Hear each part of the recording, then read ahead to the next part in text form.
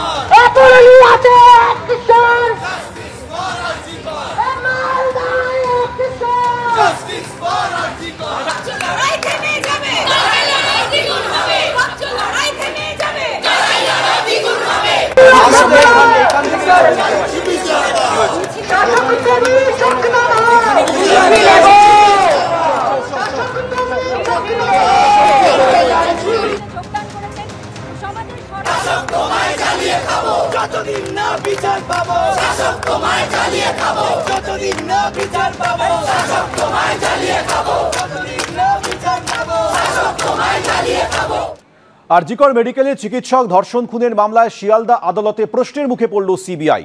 সন্দীপ ঘোষ ও অভিজিৎ মণ্ডল ধর্ষণ খুনে জড়িত এমন কোনো প্রমাণ এখনো পর্যন্ত মেলেনি। বিচারকের প্রশ্নের জবাবে আদালতে জানালেন কেন্দ্রীয় এজেন্সির আইনজীবী।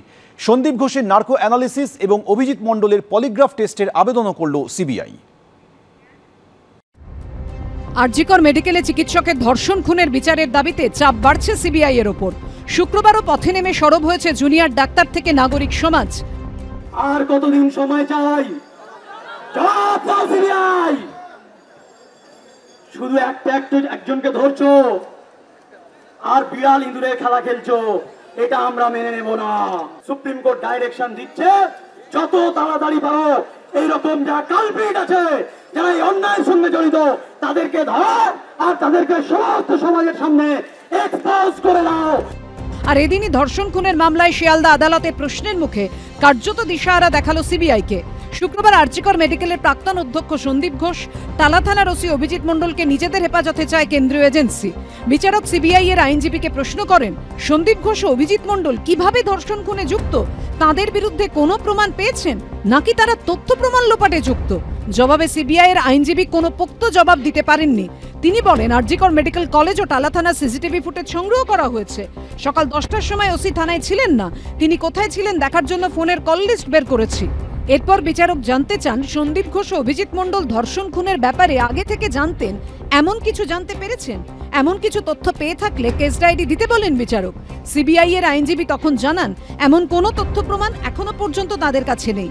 1 মাস ধরে প্রমাণ জোগাড় করে মেলানো হচ্ছে বলে আদালতে জানান তিনি। এই বক্তব্য শুনে সিবিআই এর আইনজীবীর উদ্দেশ্যে বিচারক বলেন, আপনাদের কাছে সন্দেহের যুক্তিসঙ্গত কোনো প্রমাণ আছে?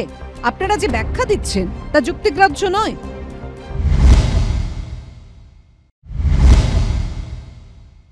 আমরা মনে করি 40 দিন হয়ে গেছে, এখনও পর্যন্ত তদন্ত আরও এগোনোর উচিত ছিল এবং সেই জন্যই আমরা যে সিবিআই দেশের সর্বোচ্চ সংস্থা, তাদের ওপর আমরা এখনও পর্যন্ত ভরসা হারাচ্ছি এই শব্দ বলছি না, কিন্তু আমরা তাদেরকে চাপে রাখছি। আমাদের সমস্ত এখানে অবস্থান কর্মসূচির মাধ্যমে বা এইখানের যে পথসভা, তার মাধ্যমে আমরা সিবিআইকে বার্তা দিচ্ছি যে আপনারা থমকে যাবেন না। আপনারা যেভাবে অন্য ক্ষেত্রে থামিয়ে দিয়েছেন, স্লথ গতি করে দিয়েছেন, এক্ষেত্রে সেটা কিন্তু আমরা হতে দেবো না। যতক্ষণ না আমরা বিচার পাচ্ছি ততক্ষণ আমাদের এই আন্দোলন চলবে। ওনারা যেভাবে করছেন সেই ভাবে আশা ভরসা রাখছি, কিন্তু এটাও বলছি যে খুব একটা যেন ডিলে না হয়। উভয় পক্ষের সওয়াল জবাব শুনে সন্দীপ ঘোষ ও অভিজিৎ মণ্ডলকে 25শে সেপ্টেম্বর পর্যন্ত সিবিআই হেফাজত এবং সঞ্জয় রায়কে 14 দিনের জেল হেফাজতের নির্দেশ দিয়েছে আদালত।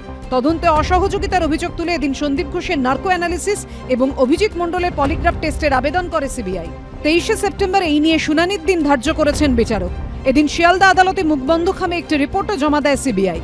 প্রকাশ সিনহা, সুকান্ত মুখোপাধ্যায়ের রিপোর্ট, এবিপি আনন্দ, কলকাতা।